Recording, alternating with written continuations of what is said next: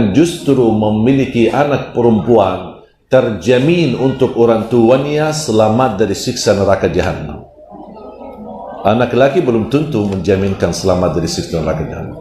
Rasulullah sallallahu alaihi wasallam bersabda, "Man kana lahu bintan aw bintaini aw thalatha." Sampai 3. "Farabbahunna wa ahsana ilayhinna wa ahsana ilayhinna wa at'amahunna wa kasahunna thumma zawwajahunna."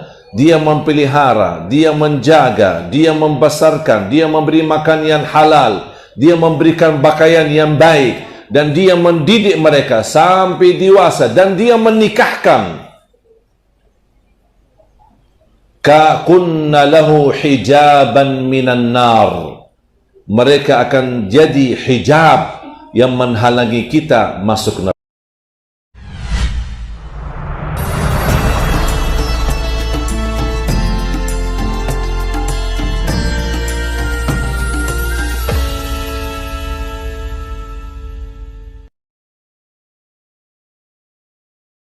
Sangat memberikan perhatian di kaum wanita. Sebelum Islam, kaum wanita itu tidak punya harga, tidak dinilai, tidak dihormati. Bahkan budaya Quraisy ketika mendapatkan keturunan wanita perempuan dibunuh masih hidup, dikuburkan dalam kondisi hidup masih anak-anak. Kenapa? Karena menurut Quraisy adanya keturunan perempuan memalukan.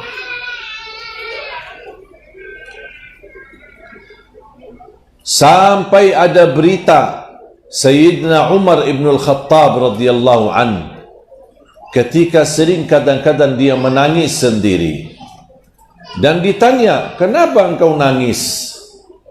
Dia jawab, "Saya ingat di masa jahiliyah membunuh anakku sendiri. Saya kuburkan anakku sendiri." Tahu nggak cerita itu? Belum pernah ya? Pernah dengar nggak? Sayyidina Umar Khattab mengkuburkan anaknya sendiri di masa hidup. Sampai dia gali tanahnya.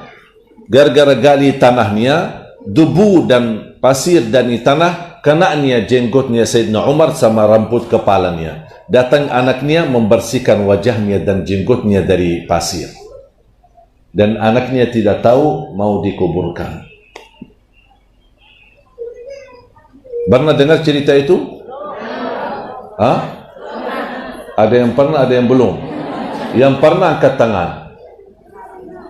Angkat tangan. Banyak yang belum. Alhamdulillah kalau belum, karena cerita itu palsu, tidak sahih, dan ini sering disebarkan oleh kalangan yang tertentu supaya kita menimbulkan perasaan benci Sayyidina Umar. Dan ini riwayat tidak ada sanadnya yang sahih, palsu. Tapi selain kejadian ini, memang budaya di Quraisy suka membunuh anaknya di masa hidup. Masih hidup tapi dibunuh, dikuburkan hidup-hidup.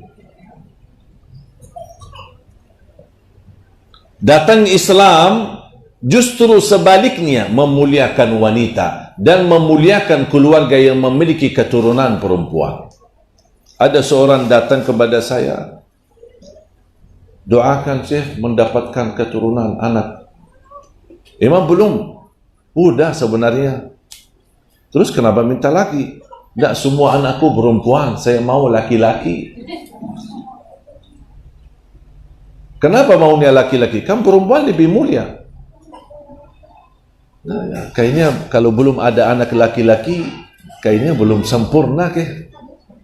Saya bilang justru memiliki anak perempuan terjamin untuk orang tuanya selamat dari siksa neraka Jahannam. Anak laki belum tentu menjaminkan selamat dari siksa neraka Jahannam. Rasulullah sallallahu alaihi wasallam bersabda, "Man kana lahu bintan aw bintaini aw thalatha." Sampai 3.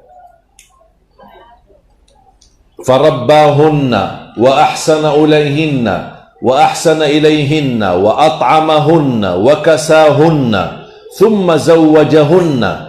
Dia memelihara, dia menjaga, dia membesarkan, dia memberi makan yang halal, dia memberikan pakaian yang baik, dan dia mendidik mereka sampai dewasa, dan dia menikahkan. Ka kunna lahu hijaban minan nar. Mereka akan jadi hijab yang menghalangi kita masuk neraka.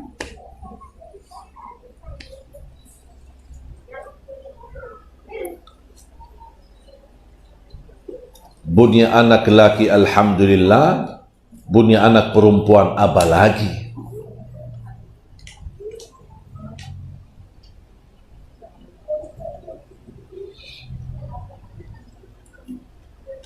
Begitu Islam memperhatikan posisi wanita, karena di zaman jahiliyah wanita itu tidak punya nilai. Bahkan di masa di masa haid perempuan diusir dari rumah, dikeluarkan dari rumah. Ada satu rumah ditempati wanita itu karena rumah ini hanya tempat buang sampah. Karena dianggap di saat dia di saat dia haid, dianggap dia najis dan tidak boleh diam di rumah, harus diusir. Sampai selesai masa haidnya, baru boleh balik ke rumahnya. Begitu berlaku zaman jahiliyah terhadap wanita. Datang Islam, Rasulullah SAW masih memeluk istrinya walaupun di masa haidnya. Rasulullah SAW mengajarkan mandi bareng sama istrinya, sambil bermain-main air bersama istrinya di kamar mandi. Wih, asik ya. Pernah nggak mandi bareng sama suami? Alhamdulillah. Sering-sering ya, sering-sering. Nggak apa-apa, jangan sering-sering. Paling tidak niatnya meniru Nabi Muhammad sallallahu alaihi wasallam.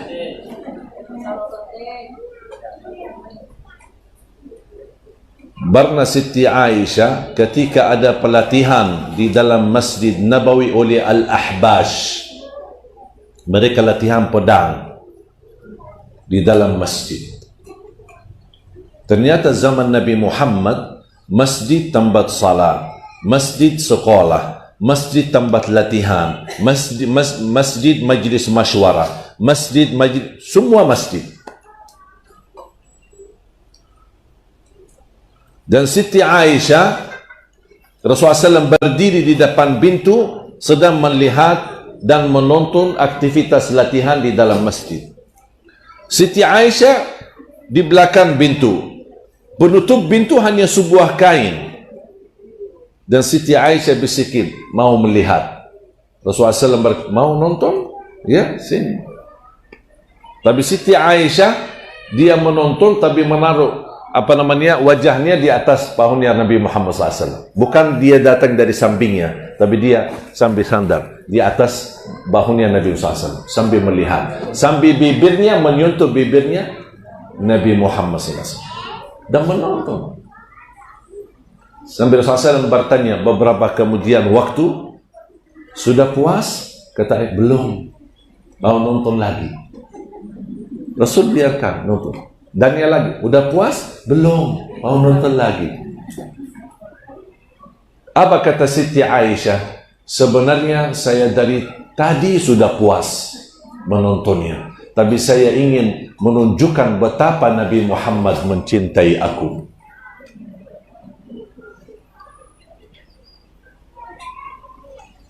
Sudah cukup, cukup deh. Ini kelamaan kau nonton, sudah cukup sana.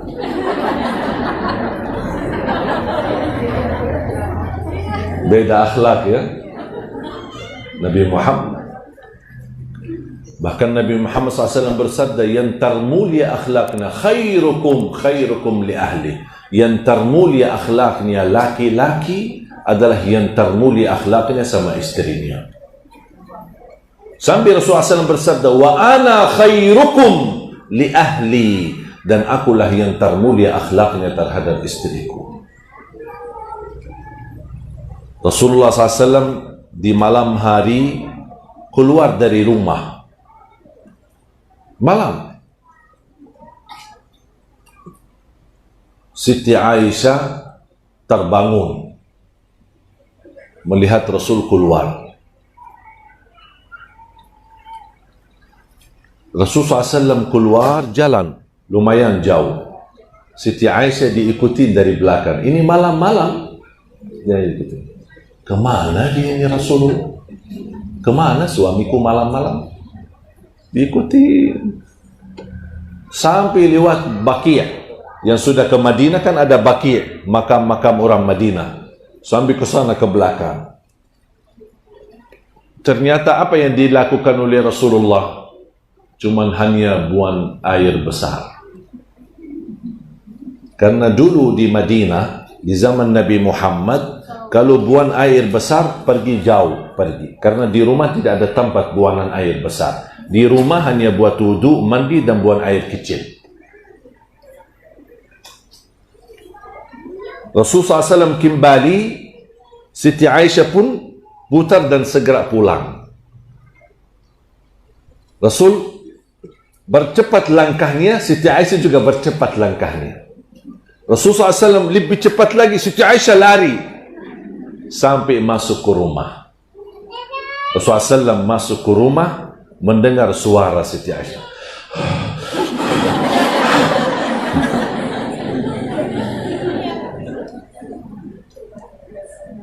Rasulullah SAW berbaring di sampingnya sambil menaruh tangan di atas dadahnya. Tenang, tenang istriku, saya tidak kemana-mana. Cuma buang air besar. Allahumma salli ala Sayyidina Muhammad. Wajar wanita cemburu. Wajar. Jangan kita bersikap keras ketika ada wanita cemburu. Karena saking cinta kepada suaminya. Cemburu. Sambil Rasulullah SAW mengetahui perasaan Siti Aisyah, walaupun wanita yang mulia, istri Nabi Muhammad, anaknya Sayyidina Abu Bakar Siddiq, tapi tetap cemburu. Sama dengan wanita yang lain. Dan cemburu adalah sifat wanita. Jangan dimatikan sifat itu. Karakternya wanita cemburu. Kalau ada wanita tidak cemburu, mohon maaf, wanita sakit. Tetapi mohon jangan berlebih-lebihan cemburu. Berlebih-lebihan cemburu yang membuat kita curigai suaminya, mencurigakan suaminya, mau lihat HP-nya, isinya apa, berhubungan sama siapa, telepon siapa. Jangan berlebih-lebihan, harus percaya. Jangan memberikan syaitan kesempatan membisiki hal-hal yang tidak baik. Kalau ada hal yang tidak baik di suamimu, akan Allah bongkarkannya. Jangan khawatir. Kita harus bermuamalah dengan suami karena Allah. Lakukan yang baik. Kalau dia balas yang baik, alhamdulillah. Kalau dia belum balas yang baik, kita tetap baik karena Allah, bukan karena suami. Belajar segala sesuatu dijadikan karena Allah. Dan bapak-bapak yang ada mungkin yang mendengar, bersabarlah terhadap rasa cemburu istri. Sabar. Dulu saya ingat pertama kali saya aktifkan Instagram. Pengikut banyak. Saya juga pula ikut. Banyak orang minta, tolong follow back saya dong, follow back saya. Kan permintaan, saya tidak sengaja, udah saya ikuti. Ternyata semua yang meminta follow back adalah juga perempuan. Saya tidak pernah melihat profilnya, apa isinya. Cuman karena permintaan saya usahakan menenangkan hati jamaah. Istri saya pernah lihat HP-nya. Saya kan di HP tidak ada password. Selalu 24 jam kebuka. Saya tidur, saya tidak pernah simpan HP-nya di bawah bantal atau saya sembunyikan, tidak. Saya taruh di kamar beda dari kamar tidur. Supaya kapan saja istri buka aja, tidak apa-apa.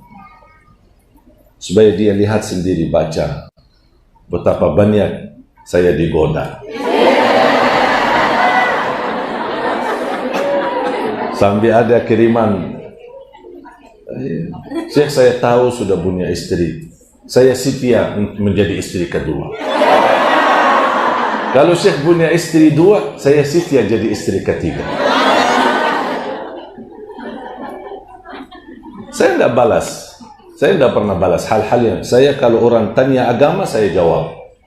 Yang tidak terkait agama, saya tidak jawab. Maaf Syekh, umurnya berapa? Saya tidak jawab. Punya anak berapa? Saya tidak jawab. Urusan keluarga saya tidak pernah jawab. Melayani. Istri saya melihat saya mengikuti hampir 28.000 yang saya sudah full bag. Istri saya lihat, kok kesini ini semua perempuan sih? Saya diam aja. Kenapa kamu ikutin?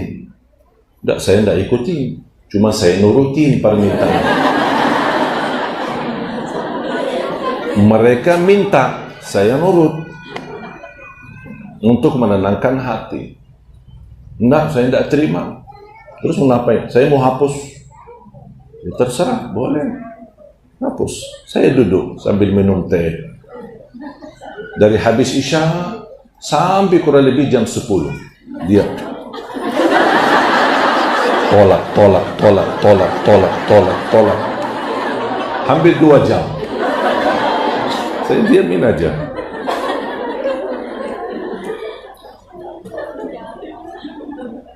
Begitu selesai, dia taruh HP-nya.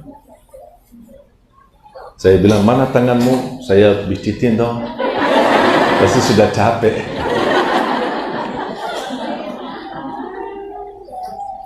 Sudah sayang, tenang. Ya, udah. Terus ada pesan lagi, jangan full back lagi. Siap. Mau nggak saya tinggalkan HP? Saya tidak mau megang HP. Kalau membuat kamu lebih tenang hatinya, tidak apa-apa, saya ikhlas tidak megang HP. Gara-gara itu sudah sekian lama saya tinggalkan HP. Gimana saya hubungi kamu? Ajudan saya. Yang pendamping saya, kalau saya kemana-mana, telepon aja dia. Sudah. Habis itu saya dah megang HP. Baru saya sebelum kejadian ini, pas kejadian tusukan ini, terpaksa saya aktifkan HP lagi untuk menenangkan keluarga. Karena banyak luar biasa kami dapat perhatian dari guru, ulama, sampai ke negeri Arab. Saya pun kaget. Ulama kiriman doa dari mana-mana yang saya kenal maupun yang saya tidak kenal. Sampai berita tusukan itu masuk TV Al Jazeera, BBC Arab, CNN Arab, macam semua berita. Sosial media di Arab heboh berhari-hari. Saya tidak pernah minta. Tapi subhanallah, ada hikmah dari tusukan itu. Dan selalu saya pandangi ujian, apapun ujian yang saya hadapi, saya langsung ingat ujian Nabi Muhammad SAW. Dibandingkan ujian saya dengan Nabi Muhammad, masih lebih berat dan besar ujiannya adalah Nabi Muhammad. Saya cuma ditusuk, darah yang keluar sedikit. Mungkin karena darah yang keluar tidak nampak karena saya waktu itu pakai baju hitam, jadi tak kelihatan. Padahal tusukannya cukup dalam. Begitu saya berdiri, ada pisau. Alhamdulillah, inna lillahi wa inna ilaihi raji'un. Saya lepas pakai tangan kiri. Dan ucapkan alhamdulillah, inna lillahi wa inna ilaihi raji'un. Alhamdulillah, inna lillahi wa inna ilaihi raji'un. Allahumma ajirni fi musibati wa akhlif li khairan minha. Ya Allah, sempurnakan pahalaku terhadap musibah ini dan ganti yang lebih baik. Itu selalu doaku. Orang berbicara baik-baik, saya tidak peduli. Orang berbicara buruk-buruk terhadap saya juga tidak peduli. Yang saya pedulikan apa kata Allah. Allah ridha, Alhamdulillah. Allah belum ridha, saya perbaiki diri. Kalau kataan manusia, saya tidak pernah mencari apa kata manusia. Karena manusia hari ini memuji, besok manusia yang sama menjatuhkan. Hari ini manusia senang, besok manusia yang sama tidak senang. Manusia suka berubah. Kalau Allah tidak pernah berubah. Kalau Allah ridha, insya Allah selama-lamanya ridha. Makanya Bapak Ibu dan Ibu khususnya, kalau lagi berjuang, jangan mencari nilai manusia. Ibu berbuat baik, pasti ada yang difitnah. Diberitakan berita yang tidak benar. Padahal niat ibu baik, berbuatannya baik. Kenapa kok dinilai buruk? Sampai ada, saya tahu itu ibu tidak ikhlas. Saya tahu. Ibu itu tidak benar, saya tahu. Gitu ada orang bicara begitu.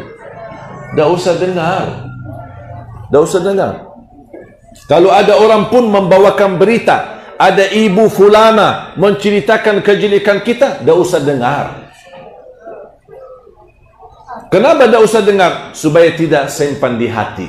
Jangan ambil hati. Kalau ada orang mau menjelekkan, berkata-kata, oh maaf bu, kalau ibu datang silaturahim silahkan. Kalau ibu membawakan cerita orang lain, saya dah mau tahu.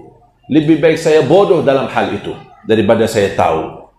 Buat apa? Supaya saya jaga hati saya. Saya tidak mau bertemu ibu itu nanti malah jadi resah di hati.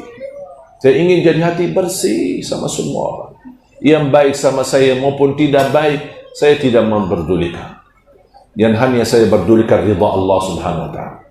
Prinsip kita, lakukan yang baik walaupun orang itu tidak melakukan yang baik sama kita.